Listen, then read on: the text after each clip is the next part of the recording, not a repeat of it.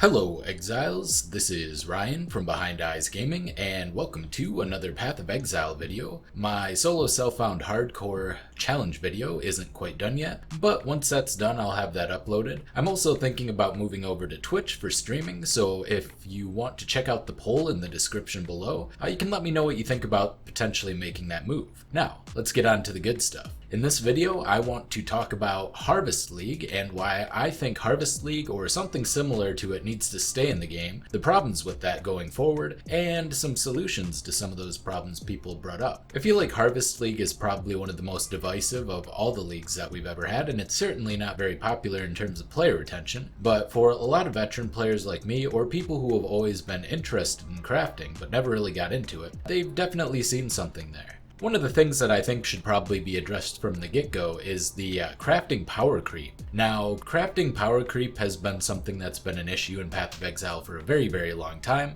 The mod pool keeps getting wider, however, the options for crafting keep getting greater and greater as well. And as this has happened, things like metacrafting have become kind of mainstream, and this has caused the ability to make nearly perfect items if you throw enough currency at an item. However, up until this point, it's still always been a gamble.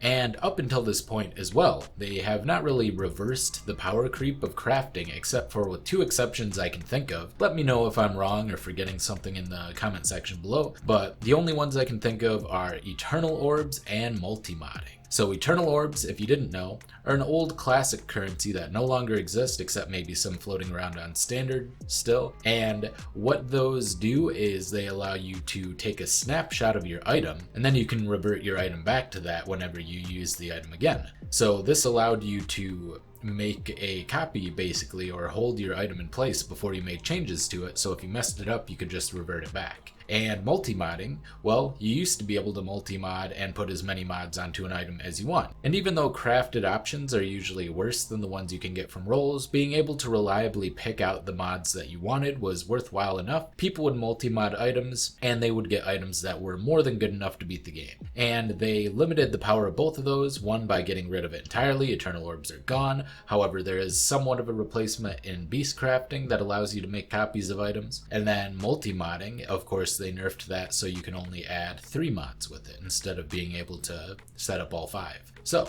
since they have this long history of not really nerfing their crafting power creep, I think potentially going back on this one could be a bad move. And here's the reason I think that. I actually don't think it's at all a bad thing to have deterministic way of getting endgame items. One of the things is that you're able to get nearly perfect items using the system. And there are a couple of solutions to that, and I'll go over those in a second. But I also want to say that Harvest League has allowed access to good gear while leveling, and in hardcore or solo self-found, which makes it a lot better in that regard as well. Also, having access to these things as a new player and having a system that kind of introduces crafting to newer players who may not understand it or may not really get where the different currencies can go in order to making items. So one of the solutions you can have, now that we have all of these different tags using harvest modifiers, is to, instead of having a more narrow pool like we have, we continue to widen the mod pool. There are a lot of different interesting things.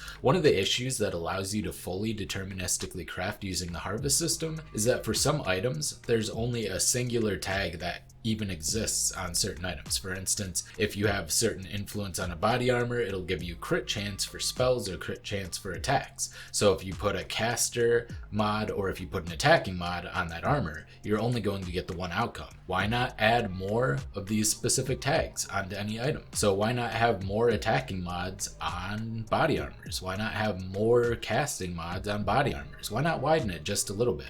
There's a lot of interesting directions we can take this in, and I'm sure somebody who would be more privy to these kinds of developments would be able to come up with better ideas. But why not have a for instance, a mod that gives you a chance to attack an additional time, kind of like a multi-strike. Like maybe you have a 15% chance to attack an additional time on your body armor. You know, it doesn't necessarily make too much sense, but neither does an exploding mod, for instance. So it could be something that could add just another attacking mod, meaning you would diversify that pool a little bit. You could continue to do that. They've done that for quite some time, and they've done that with influence. And I think that would be a better option, making it so, once again, it's a little bit more of a gamble. You're not having all of these guaranteed rolls. They do the same thing in card games, is they'll add things in order to balance it rather than taking things away. Sure, they'll ban them sometimes as well, but I think it's a healthier way to add something that counters something that's very strong. And I think the thing that's very strong about harvest crafting is that in certain crafting pools, there are very, very limited mods that can roll.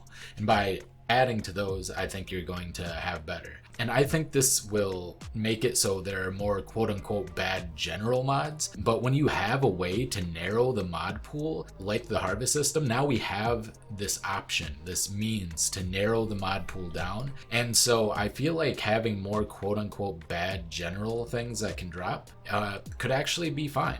Honestly, I genuinely think this could be an okay thing. And we see these kind of things added all the time. For instance, you have like your Arcane Surge on Kill. You have your double damage mod. Like, we have all of these additional mods that keep getting added to the game. You have your various unveiled mods, of course. You could add some of those as rollable mods, maybe even in higher values. There's a lot of good stuff that could be used in order to increase the potential of this and help balance out the ability to make extremely overpowered endgame items using the harvest system. The option would still be there, it would just take more investment, it wouldn't be considered easy. You would have to really put in your time into the harvest mechanic to make it work. So I think this is a good way to go about it, good way to balance it. I personally really, really like Harvest League, and I hope it stays in the game, at least to a certain extent. Maybe they could have it so that it pre-spawns gardens in its own special map, something similar to a Cortex. I don't know how they do it,